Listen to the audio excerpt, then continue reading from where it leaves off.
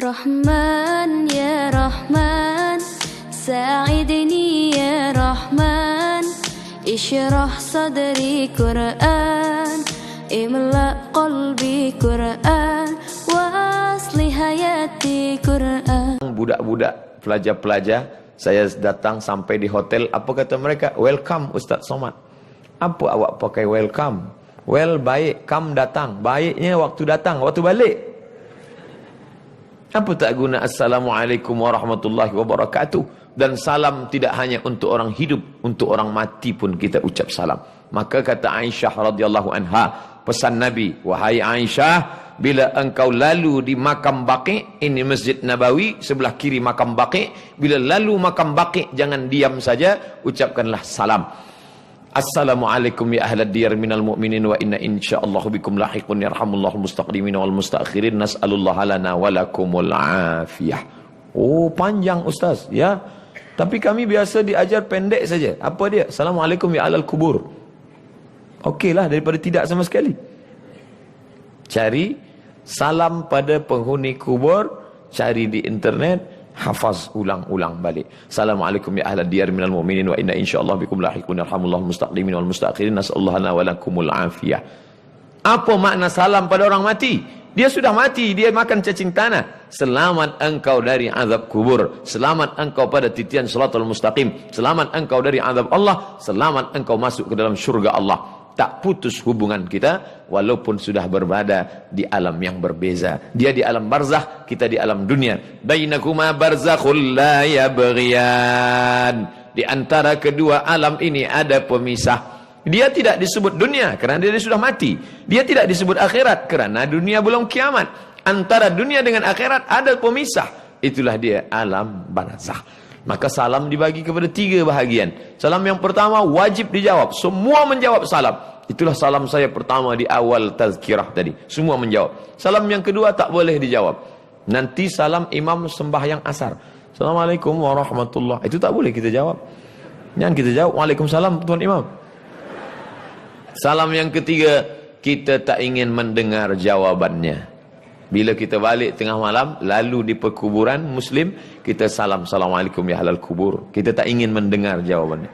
Sebab bila dia jawab, Waalaikumsalam, kita pun tak sampai balik ke rumah. Silap-silap kita ikut dengan mereka sekali. Oleh sebab itu, maka salam ini.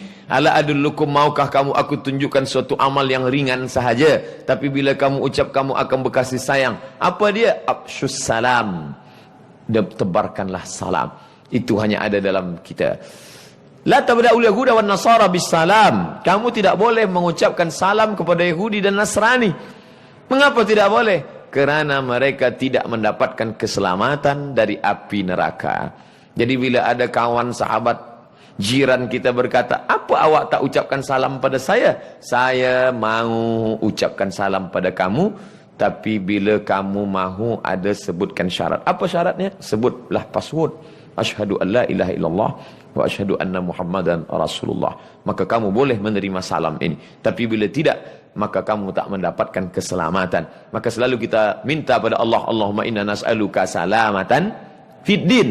Keselamatan dalam agama. Makna keselamatan dalam agama, memilih agama yang diturunkan Allah. Innad dina indallahil Islam.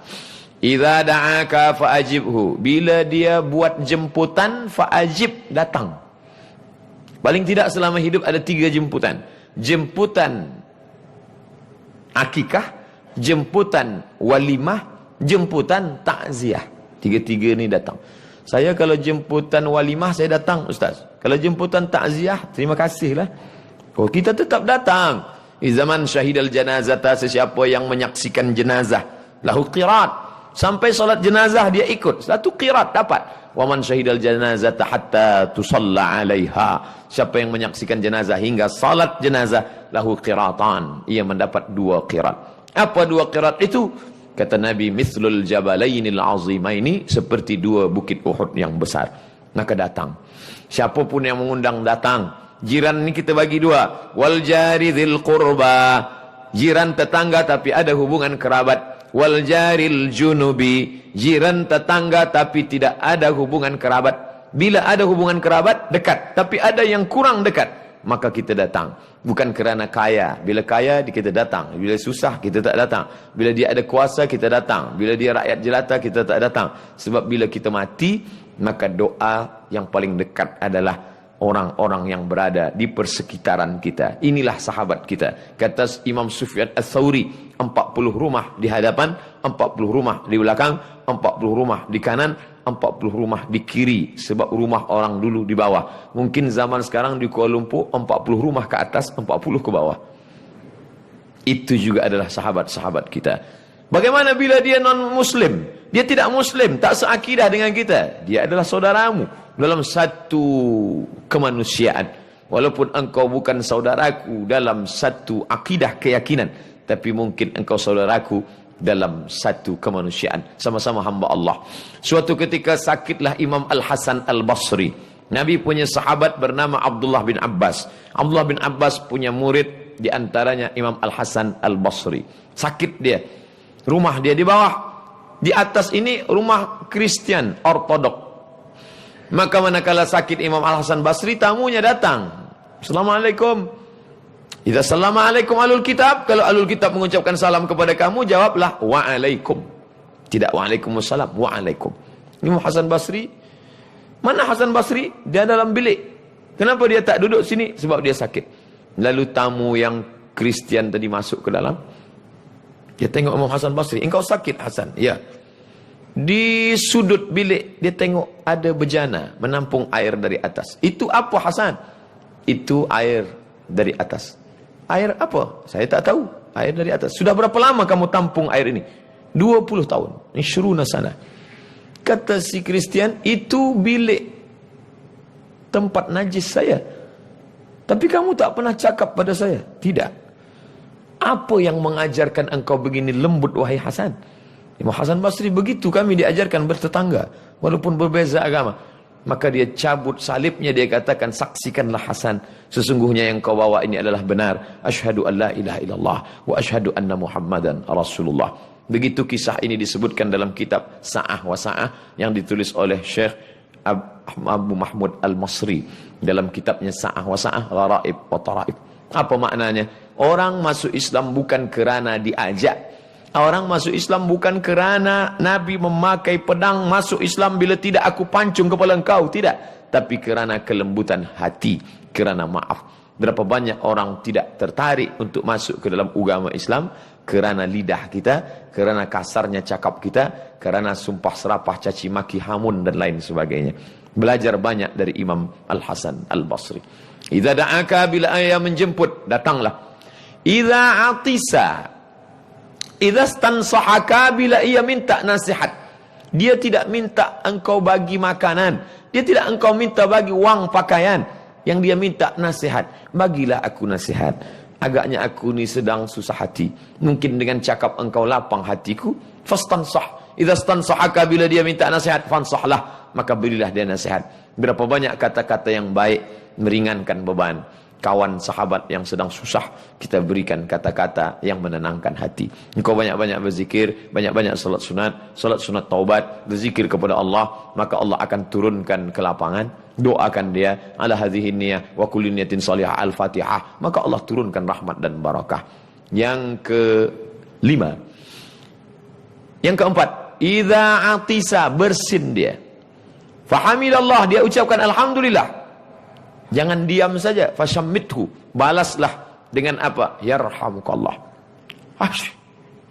Yarhamukallah, Allah merahmatimu. Apa maknanya? Kita peduli pada dia.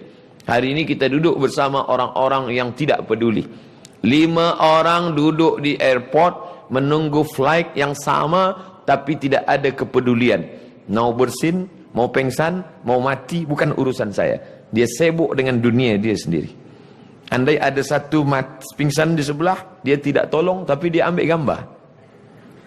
Ada orang pingsan di sebelah saya. Siapa yang suka, like and share. Hari ini kita sudah berada pada zaman tabarakallah, masya Allah, la haula wala quwata illa billah. Maka Islam mengajarkan kita kembali kepada ajaran hablum minallah. Sudah selamat, hablum minan nas. Idza marida, kalau dia sakit, fa'udhu, tengok dia. Oh, ternyata manakala aku sakit, dia bukan sahabatku waktu sihat sahaja. Waktu aku sakit pun dia datang. Andai dia tidak sadar, maka anak-anaknya berkata, ternyata ini bukan kawan ayah kami, kawan bapa kami saat dia kaya, saat dia senang, saat dia sihat. Ternyata waktu sakit pun dia juga datang. Itu manfaat bagi keluarga. Tapi bagi kita yang melihat, saat itu kita sedang bersyukur kepada Allah. Oh, ternyata bila masa tiba, yang saat ini tegar, yang saat ini boleh tegak berdiri, sampai masanya tak boleh melakukan itu semua. Kita bersyukur kepada Allah. Tapi syukur itu tidak boleh kita ucapkan kuat. Jangan masa kita tengok orang sakit, kita alhamdulillah aku tak macam ni. Jangan. Dan itu sakit hati dia. Kita bacakan doa, ya Syafi, wahai yang maha menyembuhkan. Ya Kafi, wahai yang mencukupkan. Ya Mu'afi, yang maha menyehatkan. Ishfi mardana, sembuhkan saudara kami yang sakit. Syifaan ajilan, kesembuhan yang bersegera cepat. La yughadiru saqaman, tidak akan kumat, tidak akan kambuh untuk selamanya. Maka doa kita itu melapangkan dia. Iza mata, kalau dia mati, fattabi'ahu, iringkan jenazahnya. Bila ada orang mati, kita ada ambil peduli, kita iringkan jenazahnya sampai ke pemakamannya. Pandang, inilah rumah yang tak pernah kita pandang, tak pernah kita lawat, tak pernah kita tengok. Tapi sampai masanya kita juga akan ikut dan masuk ke dalamnya. Yatsba'ul mayyita salasun, yang mengiringi jenazah itu tak banyak, hanya 3 sahaja. Maluhu, hartanya. Ikut harta, kereta yang besar, yang mewah, yang mahal, ikut mengiring. Tapi hanya sampai ke parking saja. Selepas itu dia akan balik ke tempat semula. Ahluhu, anak, isteri, keluarga, sahabat, kawan, semua ikut mengiring. Tapi hanya sampai ke tempat keramaian. Selepas itu dia pun akan juga kembali. Wa yabqa wahidun, yang tinggal cuma satu. Wa amaluhu, amal. Kalau pernah engkau sapu kepala anak yatim, itu yang akan menolong di hadapan Allah. Kalau pernah kaki dilangkahkan ke surau, ke masjid, itu yang akan menolong di hadapan Allah. Kalau pernah bangun di tengah malam usolli sunat tahajud raka'ataini lillahi ta'ala, itu yang akan menolong di hadapan Allah. Kalau pernah mulut ini berkata subhanallah walhamdulillah wa la ilaha illallah wallahu akbar, itu yang akan menolong. Yauma yafirrul mar'u min akhihi, saudara kandung tidak boleh menolong. Wa ummihi, ibu kandung tak boleh menolong. Wa abihi, ayah kandung tidak boleh menolong. Wa sahibatihi, istri, suami tidak boleh menolong. Wa bani, anak-anak, buah hati belayan jiwa pun tak boleh menolong. Walaqad ji'tumuna furada, kamu akan datang sendirian. Kama khalaqnakum awwala marrah, sebagaimana dulu kamu datang sendirian, lahir sendirian ke dunia ini, kamu pun akan datang menghadap aku sendirian. Itu hanya kita dengarkan dari tazkirah. Berapa banyak tazkirah tidak masuk ke telinga, tapi ada tazkirah yang tidak bersuara, tazkirah yang tidak ada tulisan, tapi langsung terus mata kita direct menyaksikan. Wa kafa bil mauti wa'iza, cukuplah kematian sebagai nasihat. Ada nasihat yang disampaikan Tuan Khatib hari Jumat tidak masuk ke telinga kita, kerana saat khatib bersuara menggelegar, di situ pula kita bersuara di bawah menggelegar. Ada nasihat yang tidak masuk ke telinga kita kerana kita sibuk memikirkan dunia, tapi ada nasihat terus saja langsung ke mata kita, dia tidak bersuara. Menyaksikan jenazah, tutup penutup wajahnya, buka, pandang baik-baik, pucat, pasi, putih, tak berdarah. Kemana dia akan pergi? Dulu dia dimuliakan. Mari kita dengar tazkirah yang akan disampaikan Al-Mukarram Tuan Haji Abdul Samad. Sampai masanya ruh keluar dari jasad, orang tak lagi menyebut Al-Mukarram. Siapa dia? Almarhum Abdul Samad. Sampai masanya, maka apa kata dalam syair, jangan mahu disanjung-sanjung, engkau digelar manusia agung, sadar diri, tahu diuntung, jasad terbujur, keranda diusung. Saat itu tak ada, semuanya tinggal. Yang engkau cari pergi dan petang, maka akan tinggal diwarisi oleh anak dan istri. Kalau mereka soleh, mereka akan berdoa, Rabbi firli wali walidayya warhamhuma kama rabbayani shaghira. Maka jangan pernah lupa mendoakan. Imam Syafi'i salat subuhnya berkunut, Allahumma hdina fi man hadait. Imam Hambali tidak berkunut. Itulah mengapa kita di Makkah, di Madinah tidak ada kunut. Ustaz Somad, mengapa kami di Masjidil Haram, Masjid Nabawi tak ada kunut? Kerana Saudi Arabia bermazhab Hambali. Yang sekarang Raja Salman bin Abdul Aziz, raja pertamanya ayah dia Abdul Aziz. Salman menggantikan saudara kandung dia bernama Abdullah bin Abdul Aziz, menggantikan saudaranya bernama Fahad bin Abdul Aziz, menggantikan saudaranya bernama Khalid, bernama Khalid bin Abdul Aziz, menggantikan saudaranya bernama, itulah dia Faisal bin Abdul Aziz, menggantikan saudaranya bernama, itulah dia Su'ud bin Abdul Aziz, menggantikan ayah mereka yaitu King Abdul Aziz. Mereka ini bermazhab Hambali. Apakah kerana berbeza pendapat lalu kita berkelahi? Tidak. Imam Hambali tidak berkunut, Imam Syafi'i berkunut. Tapi apa kata Imam Hambali? Da'autu lisyafi'i fi salati 40 sanah. Aku mendoakan Syafi'i dalam sembahyangku 40 tahun. Rabbi fili wali walidayya wali Muhammad bin Idris Asy-Syafi'i. Ampunkan aku, ampunkan ibu bapaku, ampunkan Imam Syafi'i. Maka andai selepas tazkirah ini saya akan kembali, esok hari saya akan ke Terengganu, hari Ahad saya akan ke Seremban Negeri Sembilan, hari Ahad siang saya akan kembali ke Riau, Sumatera. Putuskah hubungan saya dengan sahabat-sahabat, saudara-saudara saya di Bank Rakyat? Tidak pernah putus. Di mana kita berhubungan?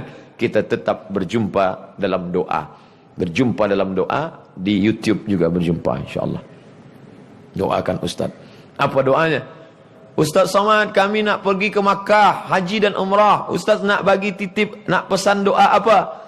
Saya bagi saja satu doa. Apa doanya Ustaz? Matikan Abdul Somad dalam husnul khatimah. Sekarang Ustaz, jangan. Biarlah agak sempat beramal dulu. Tapi kematian bukan kuasa kita. Berapa banyak orang yang disangka akan mati. Bahkan doktor sudah berkata, awak nampaknya tak lama lagi. Tinggal 2 Jumat lagi, gol. Tapi kata Allah tidak. Tapi berapa banyak orang yang menyangka dia sihat walafiat. Iza jaa ajaluhum, kalau ajal sudah tiba, la yastakhiruna sa'atan, tak dapat ditunda walau sesaat, wala yastaqdimun, tak pula dapat dipercepat walaupun sesaat. Itu sudah ditetapkan Allah Subhanahu wa taala.